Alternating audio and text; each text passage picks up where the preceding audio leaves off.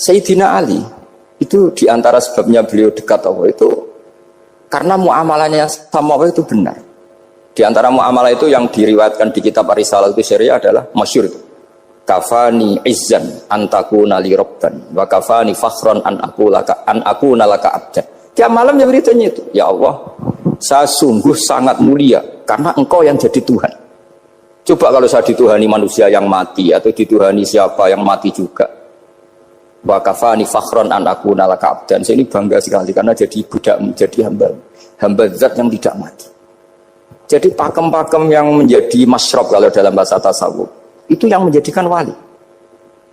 Sehingga yang dikatakan ibadah itu apa? Ma'rifatullah. Mengenali Allah secara benar. Jadi jangan kira wali-wali dulu terus terlalu istiqomah, ada juga. Mereka punya pakem yang menjadikan Allah itu ridho. Saya beri contoh nih di sini banyak makalah nanti saya beberapa baca tabarruk. Banyak riwayat dari orang-orang sufi. Nabi Ibrahim itu pernah ketemu orang Majusi. Beliau terkenal sakhok, terkenal sakhiyah. Ketika ketemu orang Majusi, ya Ibrahim saya ini sehari saja ngasih makan saya. Kamu kan tukang ngasih makan orang.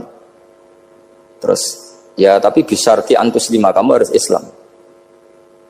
Fakihnya Nabi Ibrahim adalah kalau saya menolong dia berarti nolong orang kafir. Setelah orang itu lewat berlalu karena Nabi Ibrahim gak mau hormat, Allah memberi wahyu ke Nabi Ibrahim. Kenapa ya Ibrahim tidak kamu terima satu hari, kamu kasih makan satu hari? Ya karena dia Majusi. Kata Allah, dia umurnya berapa? 60 tahun. Tanyakan, pernah kelaparan kan hanya hari ini? Iya ya Allah. 60 tahun dia kafir tak kasih makan. Minta kamu sehari aja kok gak boleh. Akhirnya Nabi Ibrahim dipanggil orang Majusi, dikejar dipanggil. Ayo tak kasih makan satu hari. Kok kamu sekarang jadi baik? Habis ditegur Tuhan. Terus kata, ahakada yu'amiluni. Apa seperti itu Tuhanmu mengu'alamalai saya? Ya na'am. Akhirnya Islam orang Majusi.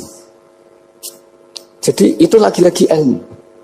Jadi yang dikatakan ilmu itu satu teori atau kalimat atau apa saja yang menjadikan kita ini pakem. Meskipun pakem itu kadang sulit diterima orang-orang khusyuk. Orang khusyuk itu ya nyun sewu ada sisi nakalnya. Makanya Mbah Mun sering kayak jargon masyhur.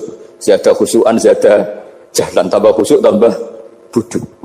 Bukan bodoh dengan makna salah itu enggak. Memang kadang terus anti ilmu. Misalnya gini, ini contoh yang karena saya ini mengkhidmati ilmu, saya beri contoh yang urusan ilmu. Ada orang sujud diinjek orang fasik, kepalanya diinjek orang fasik. Terus si orang yang sujud tadi ini ada di Sahih Muslim, juga ada di Ihya. Wallahi la yaghfirullahu laka. Pakai sumpah, wallahi la yaghfirullahu laka. Allah langsung mewahyukan ke Nabi fi hadzal zaman, fi tilka zaman atau fi dzalika zaman. Man dzalladzi yata'alla alayya alla aghfira li fulan qad ghafartu lahu wa ahbattu amalak. Katakan ke orang itu, siapa yang mencatut nama saya yang hanya berstatus tidak memaafkan. Itu enggak fair. Saya ini Tuhan kok bisa yaghfir, bisa yu'adzib. Kok sifat saya tinggal satu yu'adzib itu gimana? Dicatut separuh itu Allah tidak terima. Tapi kalau kita baca Quran, saya ini sama orang fasik ya benci. Saya ini orang soleh, setidaknya pura-pura soleh lah. Karena di depan para kiai. Tapi mau tidak mau. Ketika Allah mensifati dirinya tentang orang munafik gimana? Wa yu'adzibal munafiqina insya'a au jatuh. Itu cocok tidak cocok. Potensi memberi tobat itu ada. Meskipun sama kalau orang munafik, tapi ya tetap bacanya wa yu'adzibal munafiqina ya insya'a au jatuh. Rasulullah kayak apa bencinya dengan Wahsy karena qatilu Hamzah. Tapi Nabi tunduk sama konstitusi Quran. Laisa laka minal amri syai'un aw yatuba alaihim aw yu'adzibah. Akhirnya Allah malah memberi tobat sama qatilu Hamzah yaitu Wahsy. Ini pentingnya baca lagi. Kalau kita tidak baca hanya khusyuk saja, tidak baca, pasti sama orang yang menginjak orang sujud tadi, yang nginjek pasti salah enggak dimaafkan. Bongso pasti. Pertanyaannya adalah, betulkah Allah punya sifat satu yaitu yu'adzib? Makanya kalau kita baca, misalnya baca Quran walillahi mulkus samawati wal ard, ya sudah yaghfiru liman yasha wa yu'adzibu man yasha. Kalau nuruti rasa kita ya inginnya ke kita yaghfir, ke orang lain yu'adzib. Tapi Tuhan kan enggak terima. Saya ini Tuhan kok didikte makhluk saya ini gimana? Enggak bisa. Sehingga ya ini lagi-lagi ilmu. Makanya saya cocok enggak cocok itu suka baca. Saya suka sekali baca mulai ulama dulu, ulama modern, setengah dulu. Mulai ulama yang kedunian sampai setengah kedunian. Suka. Saya dulu tuh gak suka uang. Karena saya memang tadi mbah saya dari bapak itu wali mas tadi. Mulai Mbah Soleh itu suka bully mertuanya, jadi saya alhamdulillah dia jujur. Mbah Soleh itu menantunya Raden Asnawi, itu ya bully-bulian sama ini terus ditiru beliau ini. Itu nggak suka sebenarnya. Saya itu ya pokoknya tadi kalau orang daftar wali itu kan nggak suka sama karena mereka nangis ketika Allah ngendikan wa aqridu wa atau ayat-ayat anfiku atau orang baik disifati wa aqridu wa qardan hasanah. Itu hadal khitab li ahlil jiddi wasarwah. Ini khitab untuk orang kaya. Kalau isin Gusti jenengan nampen ngongkon infak kok kalau diinfaki. Jenengan nampen ngongkon ngamal kok kalau di ngamali. Jadi maka yuhibbunal mal, mereka tidak suka harta. Walakin diana luladzatal khitab bil infak, dan itu harus kaya dulu untuk bisa infak. Jadi itu uniknya. Akhirnya saya Imam Sa'roni penting juga kaya. Jadi wali untuk suka harta itu nunggu diperintahkan Allah. Alhamdulillah kita tidak, sudah wali dulu karena sudah senang harta wali. Jadi kayaknya keren kita dibanding wali-wali itu. Artinya wali itu tahu pentingnya harta setelah jadi wali. Kita alhamdulillah mulai kecil sudah tahu pentingnya harta. Kayaknya kita lebih wali. Imam Syafi'i itu dulu gak suka sama orang kaya. Saya berkali-kali ceritain. Karena dia dididik Sufyan As-Tsauri, Sufyan bin Uyainah. Tapi ketika ketemu Imam Malik itu kaya raya. Meskipun dia hidupnya sederhana, tapi kaya raya. Pas beliau mau, Imam Syafi'i dia agak-agak sopan kalau sekarang tanya, setelah jenengan ilmu yang saya harus ambil siapa? Kata Imam Malik, yang sealim saya itu sudah meninggal Abu Hanifah, tapi muridnya masih, namanya Muhammad bin Hasan Asy-Syaibani. Kamu datang ke sana. Semalam itu Imam Malik dikasih uang 500 dinar.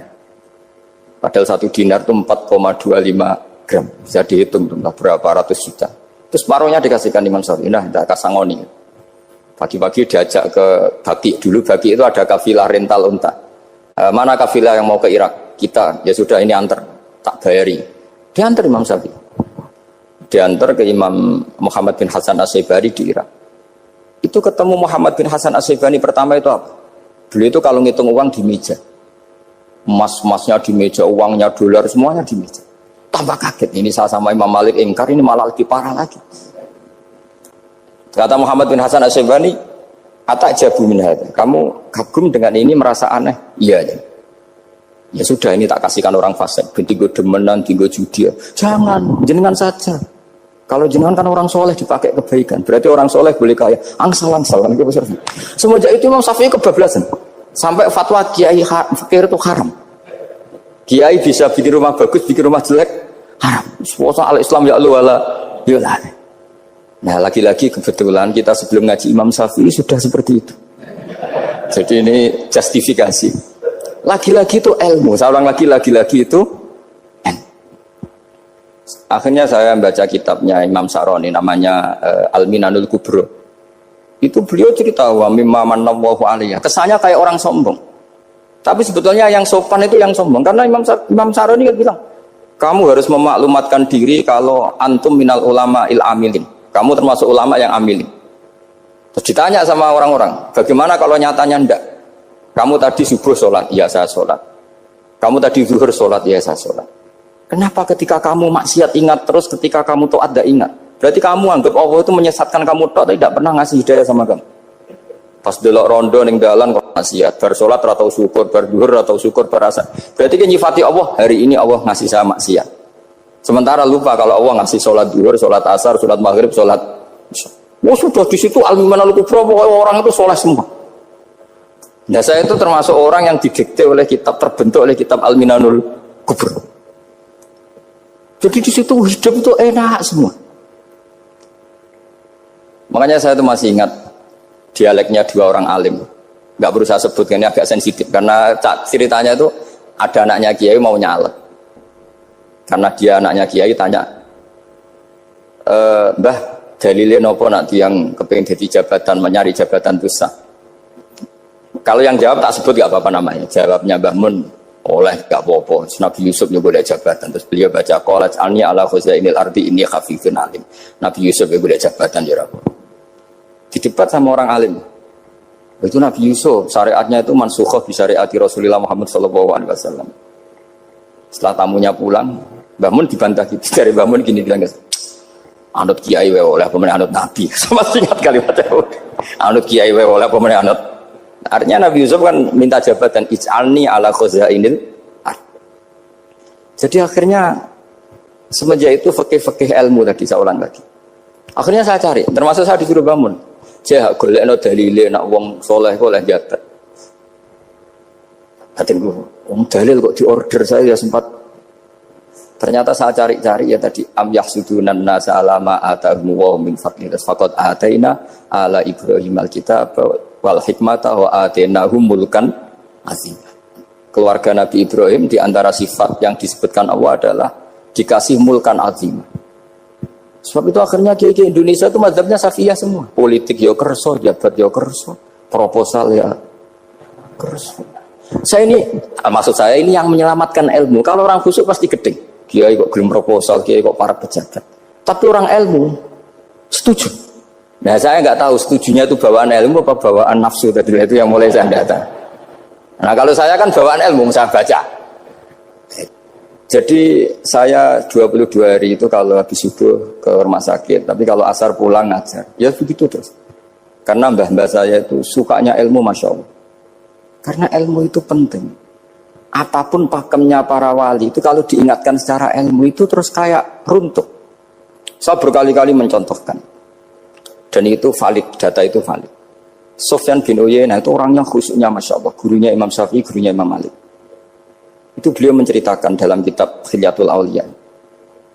Nabi Isa itu senengannya itu ceria sekali. Nabi Yahya itu senengannya bersengut, abusan, suka kayak takut akhirat, takut penyakit. Tapi bukan takut corona, enggak ya jelas kan.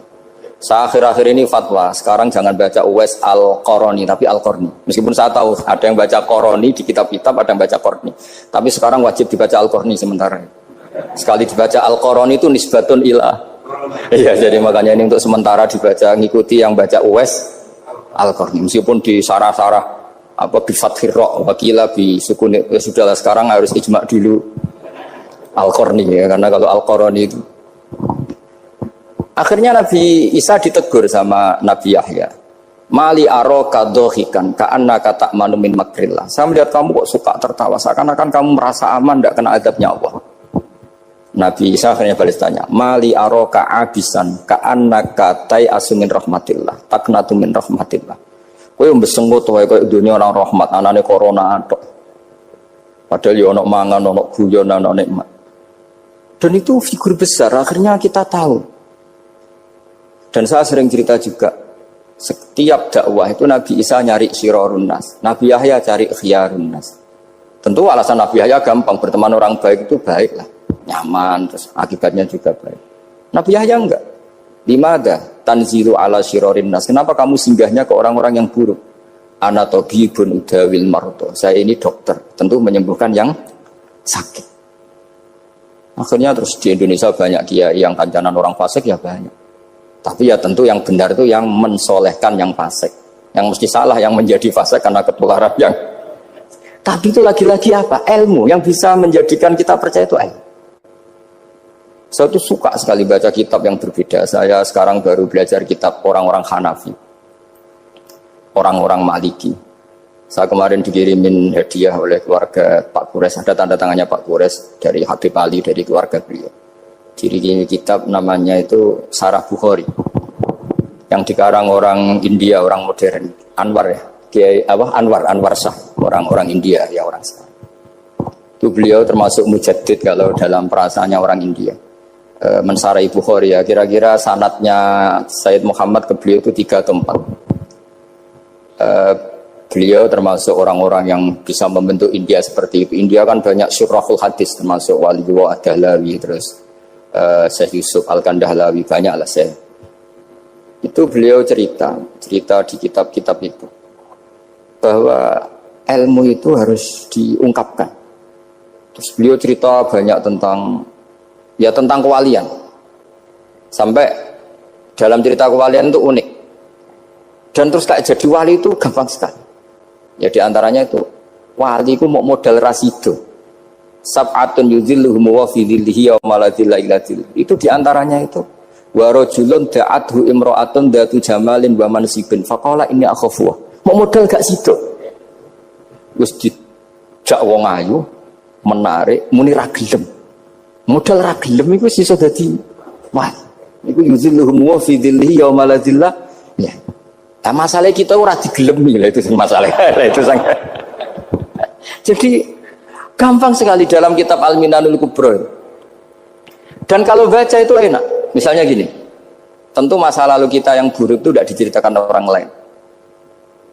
Dan itu kadang karena gengsi. Tapi kalau melihat hadisnya Nabi itu gampang sekali. Kullu ummati mu'afan ilal mujahirin. Umatku semua itu dimaafkan kecuali yang memperlihatkan salahnya dosanya. Jadi nggak boleh kalau sampean sekolah nggak naik kelas cerita anaknya. Kalau saat dulu nggak naik kelas, kalau punya utang koperasi tidak pernah bayar, nggak boleh cerita seperti itu. Kalau ditanya bapak dulu pinter nggak? Oh pinter sekali. Harus bilang gitu, pinter sekali. Pernah ranking sekali sudah nggak apa-apa itu. Meskipun dengan makna yang lugawi ya. Saya dulu iskal. Kan nyon sewu saya ini sering diparani orang yang mau tobat tercerita Gus saya dulu sering main perempuan, sering mabuk, tapi sekarang saya mau tobat gini-gini. Karena ini orang awam tak terima. Tapi saya bilang gini, kamu jangan cerita ke anak kamu. Terus dia cerita, tapi kan saya harus jujur. Karena ilmunya dia baru terlalu jujur itu penting gitu. Terus pokoknya menurut kula ora oleh cerita, pokoknya ora oleh cerita. Ya Gus oke nurut. Setelah itu saya nyari-nyari sarah, termasuk kitab itu. Kok bisa orang yang tidak mujahirin, orang yang menutupi salahnya malah dimaafkan, yang cerita jujur pernah salah malah tidak. Sangen-angen bener. Misalnya seorang bapak cerita, "Cung aku dhisik nak pacaran tak ambung." Misalnya, anaknya mesti suatu saat kan dia puber. Mesti nak ngambung niru bapak. Nah, kalau yang cerita itu ribuan atau jutaan. Cung aku zaman yang pondok iku rezekiku kok bodoni. Kan terus jadi syariatun mutabah. Apalagi yang cerita ini ternyata jadi kiai, ternyata gitu ya tetap jadi kiai. Jadi kalau pura-pura soleh di rumah pura-pura soleh, seakan-akan di pondok tidak pernah kodok, tidak pernah setor meluntir, tidak pernah apa kan? Katanya, lalu lucunya, oke itu alasan. Alasannya Imam Ghazali itu paling masuk akal. Ini saya cerita, ila aliman barokahnya baca Imam Ghazali. Fa inna wa ta'ala yakrohu zuhurul ma'asi. Wa min asbabi zuhur adalah al-mujaharah. Karena Allah itu gak suka maksiat itu begitu kelihatan. Dan awal dari kelihatannya maksiat adalah semua orang cerita. Akhirnya maksiat dianggap biasa saja.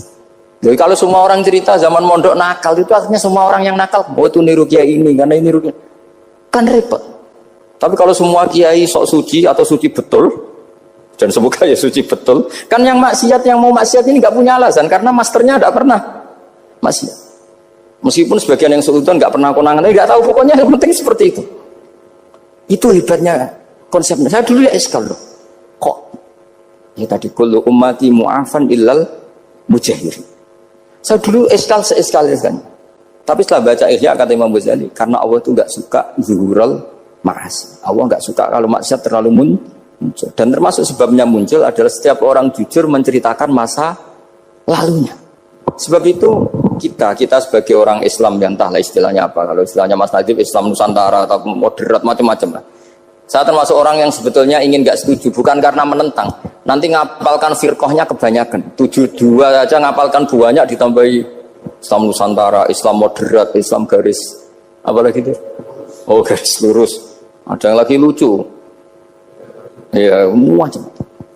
Tapi setelah saya ulang lagi, setelah baca banyak, itu akhirnya menjadi tahu. Karena apa ya, fitrah salimah kita. Misalnya gini, ada cerita di kitab-kitab. Nabi Musa pernah istisqa nggak mandi. Kan nggak terima, dia seorang nabi kok istisqa nggak mandi. Saya ini kali muka ya Allah, kenapa doa saya nggak mandi? Terus kata Allah, inna fihim namaman, di antara yang berdoa sama kamu yang istighosa kubro itu ada yang namaman, tukang adu-adu. Nabi Musa ngajari Tuhan, ya Allah kan gampang, kasih tahu dia siapa tak usir supaya tidak ikut istighosa, akan selesai. Terus dari pengiran lucu. Saya ini Tuhan, anha anin namimah. Saya ini Tuhan yang mengharamkan namimah. Maka saya tidak akan namam. Anha anin namimah wa akunu namaman. Saya ini mengharamkan adu-adu kok terus. Dudono sing kan ya sudah Gusti kalau gitu. Lalu solusinya gimana ini? Nanti solusinya gimana Tuhan? Ya sudah kamu nyari hamba saya yang namanya ini. Cari sama Nabi Musa. Ketemu orang namanya Hitam. Makanya saya sama Mas Latif itu sungkan karena di antara wali itu ada yang hitam. Oh hitam terus nggak apa-apa ini biar impas, biar saya sampean bisa jadi wali karena madlum kan. Itu ketemu. Setelah ketemu sama-sama nur. Anta bareh, ya saya bareh. Terus anta Musa, ya saya Musa. Kenapa kamu tahu? Dikasih tahu Allah. Ini karena sama satu nabi, satu wali. Terus saya ini mau istisqa gak mandi, tapi sama Allah disuruh minta doa sama kamu. Itu doanya tuh ngawur sekali, bukan sekedar ngawur, ngawur sekali. Ya Allah, apa engkau sudah tidak punya stok air sehingga tidak ada hujan gitu. Apa angin-angin sudah tidak nurut sama jenengan sehingga tidak bisa menghalau awan untuk menurunkan hujan. Faka ada Musa ajab tisawi itu di semua kitab. Musa hampir saja jotos, dianggap doa yang tidak sopan. Tapi kata Allah, la tadribhu ya Musa fa innahu adhakani fil yaumi salasa marrat. Dia bisa bikin senyum saya sampai 3 kali. Lu soal mereka maksiatuhum la tadruka. Maksiat mereka itu tidak ngefek ke engkau kok jenengan pertimbangkan. Maksiatuhum la tadruka. Akhirnya langsung hujan. Jadi kadang doa itu ada yang ngawur. Maksiatuhum, makanya saya itu kadang berani berdoa Indonesia aman. Secara fikih ya kadang kok nak gak ono apa-apa sing maksiat meneh. Kadang yo mikir. Yo nak sing taat meneh, tapi kok nak ono apa-apa sing maksiat yo maksiat meneh. Saya pernah ketika Jogja sering gempa itu pernah mau berdoa. Ya Allah semoga bebas dari gempa, tapi terus saya mikir memang kalau nggak ada gempa ya yang sholat aman, tapi yang maksiat juga daripada menggurui Allah sudahlah, tidak berani berdoa sudah Gusti ini dunia ini jangan pun terserah jenengan. Tapi saya sebagai orang Muslim sing apian kan ya kepengen arham linnas. Boleh dalil lu kangelan, tapi gara-gara baca kibarek tadi maksiatuhum la tadurruka. Maksiat mereka itu tidak bahaya bagi kita. Pun Gusti rasa kakean pertimbangan pun udan mawon. Udan langsung. Lagi-lagi karena baca. Termasuk di Al-Minanul Kubra itu ada cerita tentang Nabi Isa. Cerita itu tidak hoax, ini kata Imam Sa'roni. Ada orang itu perajin sepatu, perajin sandal. Ya Allah, engkau itu bilang butuh sandal ukuran berapa, nanti tak bikinkan. Engkau bilang kendaraan kamu apa, nanti saya yang fasilitasi ada ini. Pakaiannya kalau dames. Apa, pokoknya saya ingin khidmah sama jenengan. Terus Nabi Isa yang terkenal baik itu ya faham mabibat sih hampir saja dipukul. Kata Allah jangan Isa, dia muji saya sesuai yang dia ketahui. Lagi-lagi baca. Jadi tidak bisa kita mengadili orang lain ini kalimat ini tasbih wa bil khalqi itu tidak bisa, tidak segampang itu. Kecuali yang ngomong orang-orang Mu'tazilah atau orang-orang Khawarij mungkin kita lawan karena berdasar ilmu. Kena lugu rusak. Karena orang lugu itu gimana ya? Seperti Ahmad ditanya, kamu mukminah? Terus dites sama Nabi, aina Allah? Fa asyarat ila sama. Allah di langit. Coba kalau kamu tauhidkan, Allah la yakhullu fi makanin. Berarti kan masalah itu karena Allah laisa kamislihi. Saya juga pernah diprotes kiai, kenapa ada istilah senyum, istilah susah? Padahal Allah enggak pernah susah. Tak tanya gitu. Saya kan sering bilang Allah susah, Allah apa? Gus, kok gitu? Padahal Allah kan tidak pernah. Tak tanya, kamu hafal Quran? Tidak. Ya sudah, baca aja ayat falamma asafu nantaqamna minhu. Itu dari asafa itu kan asifa ya safu asafan. Diikutkan wazan afala berarti asafa yusifu. Berarti kayak dengan atal. Ya ata yati itianan, kalau ingin wazan afala kan ata yuti ita, sama dengan falamma asafu mongko sumangsani gawe susah sapa Firaun wa kaumu. Nah ini ingsun. Firaun mari ribet, mari aku susah. Aku pengiran ciri tandingi. Intaqamna minhum kata aku. Akhirnya dia itu bilang, jebule ning Quran yo ono istilah Allah susah. Ya sembol aku itu wong aku hafal Quran dadi spontan bahasaku mbok salah mbok ora iku jek ono kembarane Quran. Sampean masih khusyuk ora hafal Quran akhirnya yo ngene iki kata saya. Akhirnya jebule ilmu itu penting, wis suwe nah ilmu itu penting kata saya. Jadi ini lagi-lagi illa aliman au muta. Jadi saya tuh dapat barokahnya ilmu. Saya sebagai manusia ya takut mati. Tapi tadi kalau kadang-kadang melihat mati itu rohah min kulli syarrin. Kita ini meskipun nyun sewu sekarang tidak zina, tidak korupsi, potensi itu tetap ada.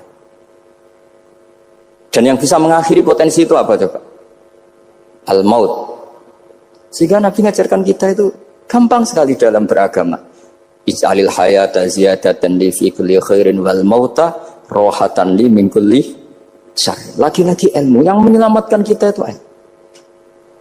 Sehingga Umar bin Abdul Aziz ketika mau meninggal, semua keluarganya nangis. Dia tanya, kenapa kamu menangis? Karena engkau mau meninggal. Memangnya setelah saya meninggal mau kemana?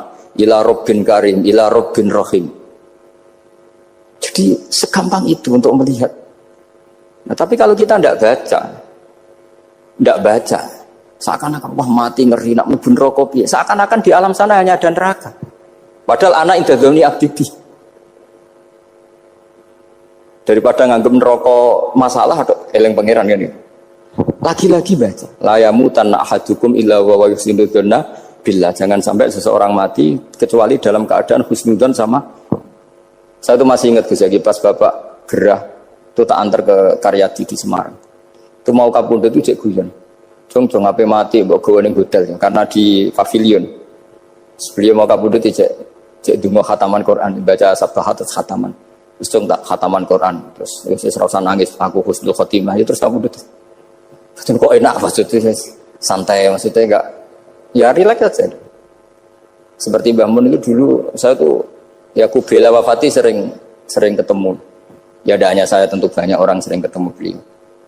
Jawabnya Mbah Mun, "Cung, aku nak mati Selasa berarti aku wong alim. Nak mati Jumat berarti aku wali."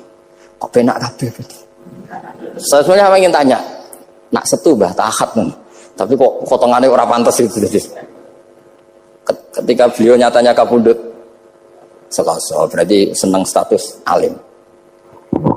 Artinya orang-orang dulu itu Imam Ghazali lebih parah lagi. Ya saya yakin ya semua orang Islam mati itu baik. Imam Ghazali lebih parah lagi. Itu beliau kapundhut. Itu orang yang perjalanannya 3 hari itu sudah datang semua. Sore beliau beli kafan.